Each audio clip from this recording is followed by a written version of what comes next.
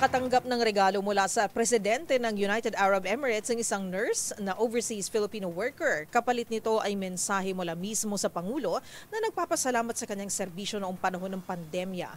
Ang Pinoy nurse hindi naman naiwasang magbalik tanaw sa naging karanasan noong kasagsagan ng COVID-19. Ang kanyang kwento ay hahatid ni Rose Babiera. Oh wow, this is actually from President Mohammed bin Zayed Al Nahyan. May pa-letter sila. Ayan. It says here, to all of our frontline heroes, it is a great privilege to extend my sincere and heartfelt thanks to you for the vital role that you played in response to the COVID-19 pandemic. So this is because of the COVID-19 pandemic.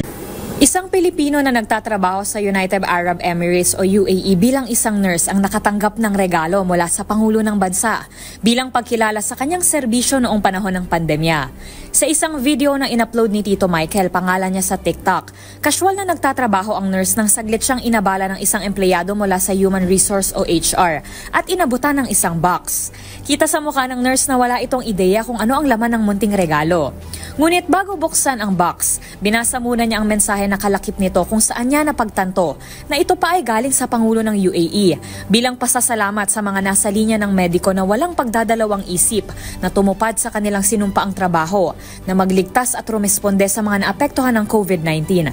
Hindi naman napigilan na magbalik tanaw ni Tito Michael sa bahagi ng buhay niya na anya ay hindi niya alam kung paano niya na-survive.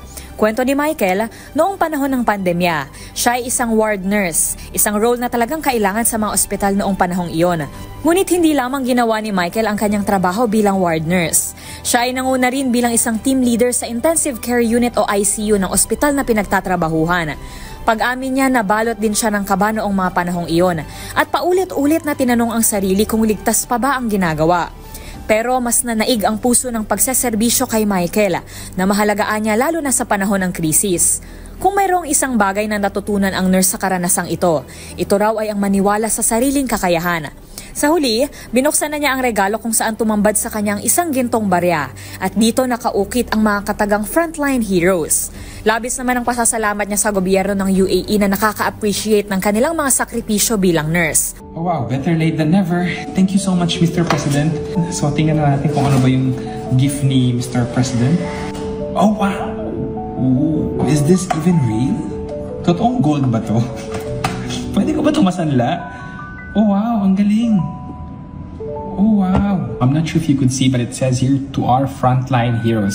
Thank you so much, Mr. President. Shukran jazilan!